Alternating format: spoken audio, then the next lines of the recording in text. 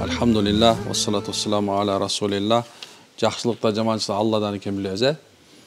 Бардығыз тең Алла Таала сізменен біздің тағдыры жазғанына иман келтірелі. Ошол тағдырға жазу деген нәрсе, анын içinde біздің ырыскыбыз, ырыскынын içinde болса бардық жұтқан ауыздан баштап шығарған зарабыздан бері біз ырыскыбыз. Еш нәрсе Алла жазғандан шығар болбойт. Алла Таала қалаған ғана нәрсе болады. Алла Таала бардық нәрсені қылады, бирок өз аға жоопкерчиликтүү эмес. Алла жооп бербейт ага. Biz бар нәрсени кылабыз, biz ар бир нерсеге жооп беребиз. Демек, кимдеген тагдырга Алла жазган нерсеге ыраазы болсо, ошондо гана алар эмнекен чыныгы имандын дамытат. Иман ушул. Алла Таала жазды. Мен уктум, бага баш ийдим. Пешинебизге жазылган экен. Ошол нерсе болду, ошол нерсе биз үчүн туура. Эгерде кимдеген ушулга толук ар бир нерсе чыккан жыйынтыкка ыраазы болсо, иншалла, жашоосун дагы. Мен да айта берем. Мында алган машинеңе ыраазы бол. Анткени ошо тагдыры жазылган экен. Аны машина сөккөндө пайда жок уже. Туурабы? Алган аялыңа ыраазы бол. Ал туура эмес алып алдым дегенде болбойт. Төрөлгөн бала кызбы, эркекпи ыраазы бол. Соода кылдың кечке чейин түшкөн нерсесине ыраазы бол. Мал бактың күзүндө алган төлүңө ыраазы бол. Дыйкансыңбы, түшкөн кылган алган эмгегиңдин субханалла үзүрүн көрүп атасың. Канча түшүм алып ошого ыраазы бол. Мына ушундай нерсе, кимдем жашоодогу нерсе, эмне берилсе ыраазы болсо, ошо шүгүр айтса, демек ошону Алладан деп билсе, алар бактылуу болот иншалла. Макулбу? Демек, ан Абу Бакр Сиддикин радияллаху анху айтат экен. Демек, Абу Бакр Сиддик радияллаху анху айтат экен: "Саласун ла ядруку би саласин." Үч нерсе менен гана болот деп айткан экен. Деген үч нерсе менен гана болот дептир.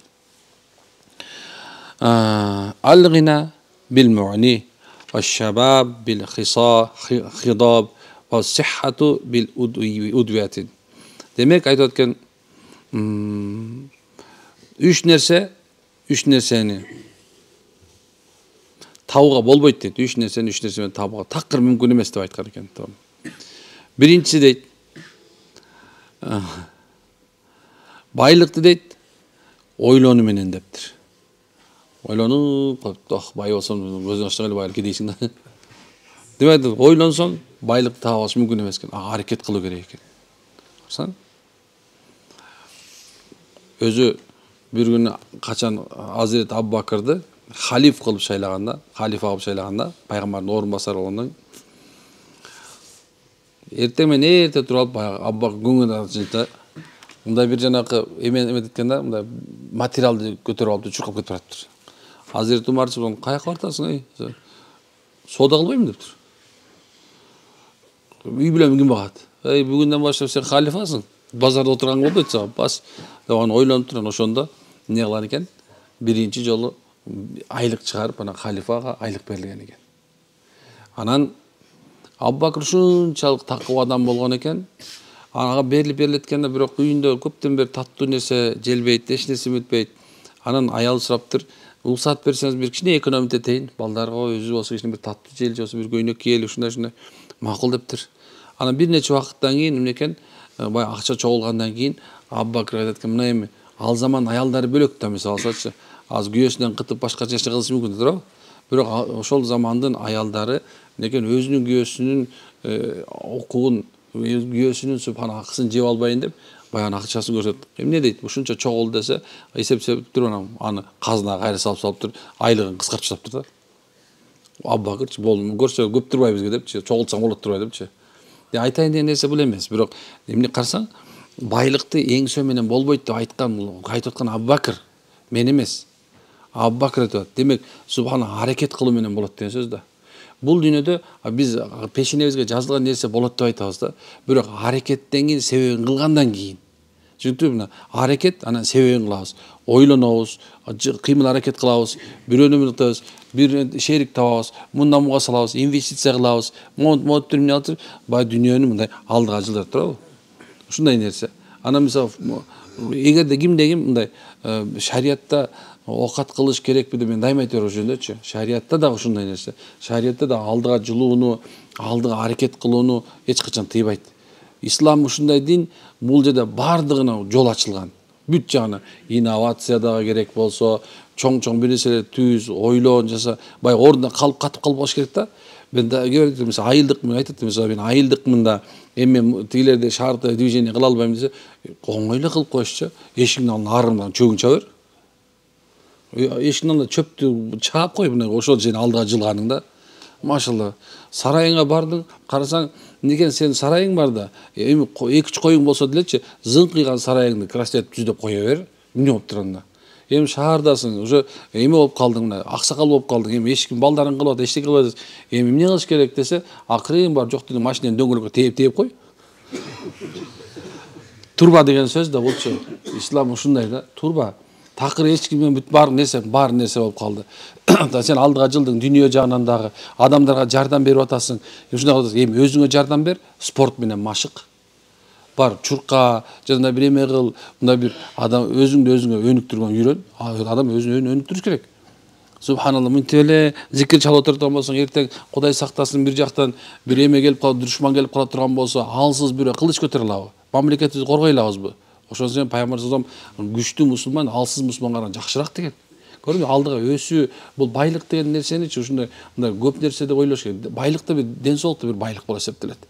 Ден соолук да байлык. Ошонун ичинде эң чоң байлык бул убакыт. Кимден убакытын туура пайдаланганын үйрөнө турган болсочу, ал бул дүнү эч качан уттурбайт. Үчүн ушундай нерсе.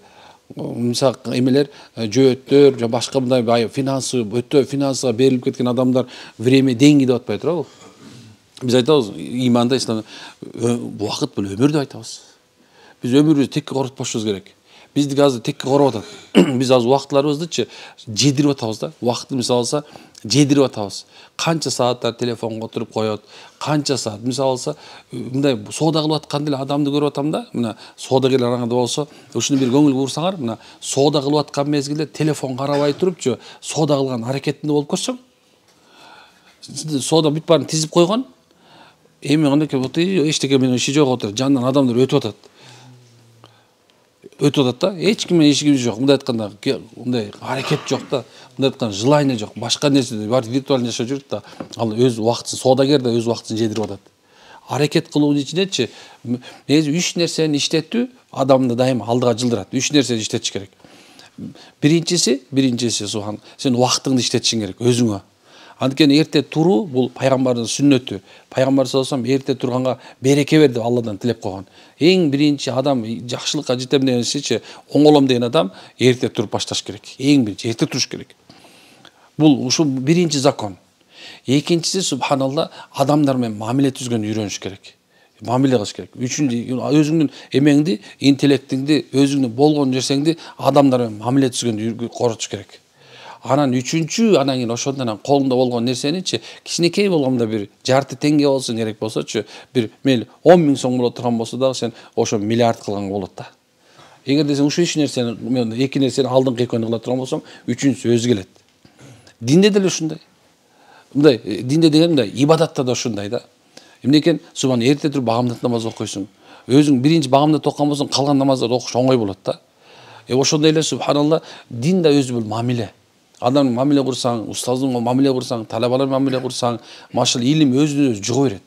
Анан үчүнчү, ошонун акыйкаты келгенде сен дуаларың кабыл боло турган болот.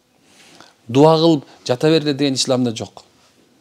Биз субханалла Роббибиз менен бөлөкпүз, бирок адамдар менен бөлөк мамиледебиз. Бирок Алла каалагандай кылышыбыз керек бул жагындагычы. Түшүнүктүбү? Демек ислам артта кала турган дин. Мен дайым айтам, биз өзүбүздү өзүбүз артта калтырып бартабыз азырчы. Намаз окуйбуз. Биз өзүбүз динибиздин динде жүрүп артта калып бартабыз. Бирок динибиз андай эмес да. Эгер чоң китепти окуй турган болсоңчу, охо, бизге үлгү боло турган адамдар дагы, мисалы, азыркы мезгилде боло турган адамдар үлгү эмес биз үчүнчү, чын айтайынбы? Эгерде бирөө аябай успешный болуп кетсин, мисалы, жанагындай Илон Маск болуп кете турган болсо дагычы, ал бизге үлгү эмес, чындачы. Анткени любой дүйнө бул туруксуз, адам адашат да. Анан бирок адамзатка үлгү боло тургандар бөлөк. Алар бизден мурункулар.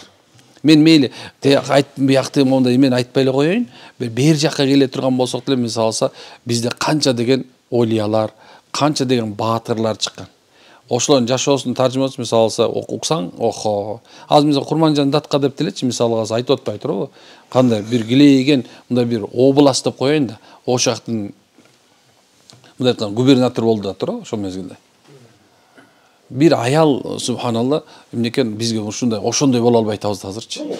Демек байлыкты эмне менен кылып болбойт экен? Ойлонуп табыш болбойт экен. Ойлонуп эле жата берсең болбойт экен субханалла. Экинчиси дейт, жаштыкты дейт. Шаббаб бил хидаб. Демек байлыкты боёну менен табыш болбойт экен. Азыр бул азыр тенденция болуп калган билесиңер. Мындай кандай десем, аял деле эркек деле өмүр бою жаш болушу керек да. Элексир молодость издеп атат бартыңчы. Кантип ушундай жаш боюнча калыш керек. Кантип депчи. Анан акырында субханалла эмне ушундай бир эме жеткенбиз, эмнеси жүрөгүм жаш дейт. Акырында болбагандачы. Такыр болбаганда мен жүрөгүм жаш дейт го. Ушундай да жаштык деген нерсечи бул адамдан кеткиси бул өзүнчө бир жаштык кез. Биринчи деген мындай кандайча балдай да. Аны бир жеп алгандан кийин дам оозуңа кетпегендей эле өмүр өткөнгө чейин ошондой эле болгон келе берет да. Ошондой эле болгон келе берет. Бирок инсан сени мен жаштыгым бир келет дегендечи ошону колдонгонду үйрөнүш керек да. Чын. Мисалы 50 жаш эр ортон деп кээ бирлер өзүнүз алдай берет. Жок уже болду. Всё, ал жөн эле сөз. Сен жаштыгың уже бүткөн уже. Качан бүттү?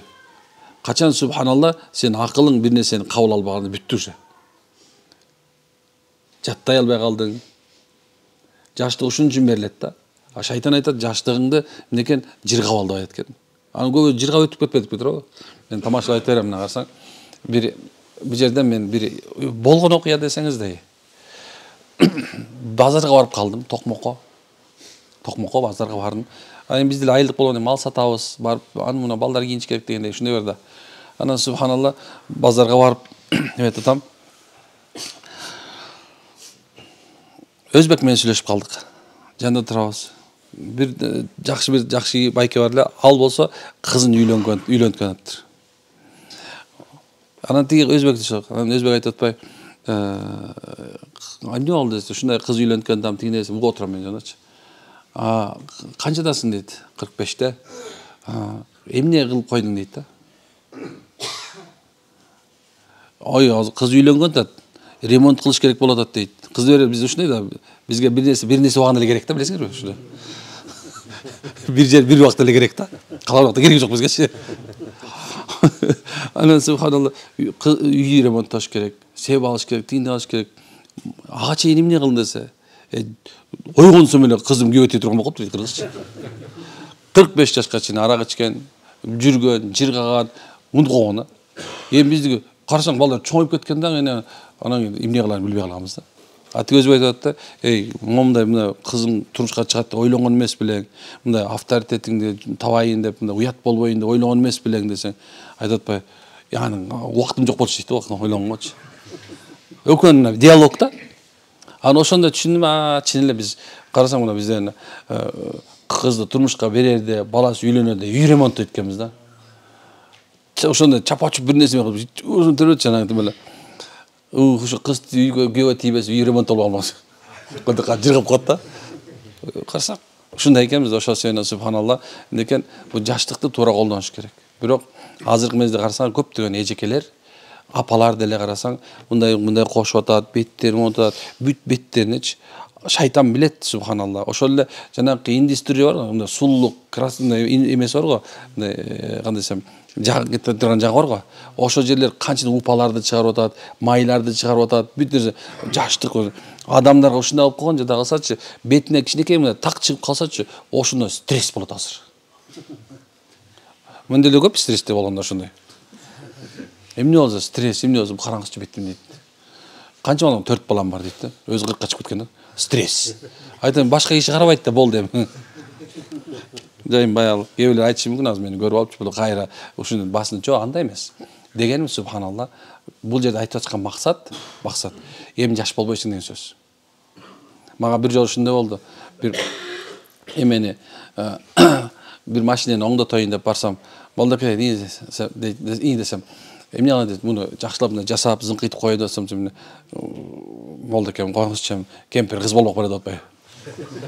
Чын эле болду эми, өз убагы менен болуш керек. Өз убагы менен. Жаштыгыңды жаштай, орто жаштай, карлыгыңды карлыктай, жакшынакай караңга аракет керек. 4 баланын жанында бир аксакал туруп алыптыр. Аксакал туруп алыптыр. Анан баягы кепка кийип алган, тиги балдар эми сүйлөгөндөр башкача да, тиги окшошойн эле деп атат, тиги чалчы окшошпой атат да. Чын, такыр окшошпой атат да. Динибиз ушундай экен да. Ар бир нерсе өз мезгили менен үйрөткөн, биздин ата-бабабыздын салты да ушундай. Билесиң, бизде субханалла өзүнүн орду болуш керек. Керек болсо бул кийип турган калпактарыбыздын дагычы өзүнүн, билесиздерби, мындай кие турган формасы, ушундай бир өңү түсүнөн бери бар. Ушуну билесиңерби? Ошол себептен субханалла мындай жаш балдардын атанын төбө мас болсо тайлак менен дос болот деп кээ бирler жанагындай бир ким экенин түшүнбөй аткан жалдар бар дагы элечи. Сакал кой десе айтат, кытышып атат дейт. Анан сакал койгонун көрсө субхан атасынан биринчи сакал койбойт дейт. Же сөздөн жок, же эптен жок, туурабы? Ошон себептен эмне экен, динибиз ушуга үйрөтүп экен туугандар. Дагы бир неме калып турган. Айтат экен, ден соолукту дары менен таамдап жаңылат деп. Бузуп алгандан кийин аны субхана миллион жол дарыласаң дагы кайра ордуна келбейт. Ошол себептен ден соолук деген эмне экен? Аманат туугандар. Муну аманатты туура колдонуш керек. Мен деле айтам, мисалы эгерде чын-чына келгенде, эгер акылга салып келе турган болсо, жылына, жазында, анан күзүндө негизи врачка барып бирсе көрүнүшүбүз керек да. Жазында, анан күзүндө мисалы бир жолу тишиңди тиш доктурга барып көрсөтүшүң керек. Бул өзү ден соолукка кам көрүү да. Ошон бирге эле мисалы кылса, туура тамактануу. Saat 4'te, түнкү 4'te туруп окууда кел тамак тартылат десе бизге карасам момунда учанап келип койгон, муну жейилбайчы, мундай карайт, эмне кылар, көз кып-кызыл. Жада эмес субханалла, жашооңду тартипке алып кел деген сөз болчу. Жашооңду тартипке алып кел. Пайгамбарыбыз саллаллаху алейхи вассалам сүннөтүндөчү ден соолукка кам көрүү аябай бар. Мисалы 1-4 күнү орозо кармай турган болсо, көчөнү эле ушундай бир сөз, бүгүн эртең менен бекен кап апам экөөбүз сүйлөшүп отуруп, анан кийин балам момундан жеш керек, бул ден соолукка пайда желе дей берет да, апаң бар сонуңго. Негизи апаңда бар сонуң да. Машаллах, балаң багылуу, бар нерсе бар мындай. Апаңан сен мындай сурап турат, ооруп калган жоксуңбу, могуну жеп алчу балам, оозуңа эле сала берет го, 90га чыксаң деле баласың да, туурабы? Мында витамин бар экен, мында витамин бар экен, мында анан момунда болгондо анан боорго болуп эметпейт экен, момунда өттө таш болбойт экен, мунун баардыгы дары экен дейт да. Анан кийин субханалла, мен эң чоң дарын айтып берейинби апа десем, айт дейт. Айтып берейин? Айт. Силерге айтып берейин? Эң чоң дары айтып берейинби азыр? Билиңер келет да, точно аткарасыңар, айткыла. Бул эч качан ачка курсаң токтуруп тамак жебеш да. Эгерде курсаң токтуруп тамак жесең, сен ооруйсуң. Курсаң ачсын, ошон үчүн эмеде пайгамбар сүннөт эртең менен анан кечинде да. Обедте первый второй жок негизи. Ден соолуктуу болом десең, субханалла, ушундай бир күчтүү болом десең, тамакты азайтыш керек. Тамакты эртең менен ачка болмой жебөгөнгө аракет кылыш керек. Ошондо жанагындай бөйрөк алмаштырбайбыз, боорлор жанакынтип кетпейт. Ушундай нерсе да. Анан тамакты ылгап жешибиз керек. Жейт деле жей бербеш керек. Негизинде көп бир аалымдардын чогулуп бир падыша ооруп калган эмес. Ооруп калыптыр да, бир тарыхта келет экен. Анан ал бардык эмелерин дарыгерлер чакырат экен. Баары ар кай нерсесин айтыптыр. Анан мунун жок болбойт. Айыкпайт. Айыкпай коюптур. Анан акырында келип туруп, баягы бирөө муну дейт ачка коюш керек дептир. Суу менен. Десе, араң турганын өлтүрө албайбызбы? Жок дептир. Ачка койгула. Анан кийин ачкалык. Менен бир нече убакыт тургандан кийин баягы падыша айырып кеткен экен. Мен аны койдум, мына бул жерде, бул эмеде кичигемин бар, мына бул тоонун ар жагында кичигем деген жер бар. Ошол жерде мен жакшы тааныган бир байке бар. Ошол киши көздөн рак болуптур. Рак. Кадимги 4-нчү стадия. Көзүнүн биягын алса, биягы уже кетиптир, мээни көздөй. Анан өлөм мен болду дейт дагы. Эмне кылам десе, бир жакшы бир табып байке бар экен, ошого ачка бол дептир. Бирок ичкен күнүгө туздуу суу ичесиң депчи. Аны эми сөрүн өлө тургандан кийин тигини кылсаң, мындай да өлөсүң, мындай өлөсүң. Койду баган. Аракет кылып ошо 40 күн бою суу чыкты жалаң. Айтат өзү, ошо айтат, байке айтат да, адам көрсө өлбөйт экен дейт. 40 күнгөдөн кийин көзүм кадимкидей баягы ордуна келди дейт. Көрүп мен анан врачка барып, эмне кылдың дейт. Каякта бул рак каякта? Жок баягысычы. Онкология жок. Ана айтты, мен ачкалык кылдым, ушундай болду. Дептир ошо көрсө ушундай экен да. Биз канча эме болгон сайын баягы биздин организмде нерсенин баарын, уунун баарын организм өзү эле жеп салат экен да. Көрдүңбү кандай нерсе? Ошон сенен 1-4 күнү орозо тутуш эмне? Сүннөт. Бул 1-4 күн жок деген орозо тутуп койсок, машалла. Бул жагына келгенде биз туура кыламыз. Мына 3 нерсе экен. Байлыкка ойлонуп жетпейт экенбиз, жаштыкка боем жетпейт экенбиз, ден соолукка болсо эмне экен? Дарыны ичип атып жетпейт экенбиз. Ушундай экен. Ойлосоң, адамдарга катаал тагдыр. Мүлк жият, бирок көрбөйт, пайда такыр. Байысам деп бирөө жүрөт, жер кезип, башка бири жан талашат, суу кечип. Айрымдар казат тоонун аска бетин, кыдырып чарчабастан жерден бетин, бири чыгат бийикке алтын табат, бири казы кудукту суусун алат. Бири шилтеп кылычын жоодо жүрөт, бири чыкпай үйүндө каарып өлөт. Бирөөлөр калпты айтат, кылат куулук, да бири талап тонойт, жасап шундук. Баардык азак тамагын кийим үчүн чогултсаң пайдасы жок, бүтсө күнүң. Акылсыз жан түйшүгү мунун баары, акылсыздар болушат мал катары. Акылсыздар болушу мал катары. Билими бар кишилер Кудай деген канаат кылат, арпа нанга өзү жеген, мейли жат, мейли жүгүр баары бекер, тагдырдын сага жазган өкүмү өтөр деп, субханалла, биздин Жулусуп атабыз ушинтип айтып койгон экен. Демек ушундай айткандар. Мен бул нерсе жөнүндө эмне үчүн азыр козголуп кетти? Biz az üç ele nerse üçün çıkıp kaldık. Üç ele nerse üçün. Birincisi baylık topto. İkincisi yaş boluşumuz gerek. Üçüncüsü subhanallah or başımız gerek eкен да. Mına uşul üç ele nerse üçün adamlar hazır subhanallah. İş ele uşul da. Toptoş jinaş gerek. Oşo менен subhanallah adaşıp ala ketip baratабыз. İman unutulup kaldı, biyakka kalıp kaldı. İman biyakka kalıp kaldı. İmanda жүргөндөр болсо ıhlas kılbay kaldık. Ушундай. Ошон үчүн бизге Алланын бир сыноосу келип каларын унутпашыбыз керек экен, иншалла. Амин. Аллахым күнөөбүздү кечирсин, ырайым кылсын, байлыктарды адалдан, жаштык туура колдонушка мүмкүнчүлүк берсин Кудайым. Ошо менен субханалла ден соолукта кылып, Алла Таала оору берген болсо, жеңилинен берип, жеңилине шипа берип, хидayet берген болсун. Омин раббил аламин.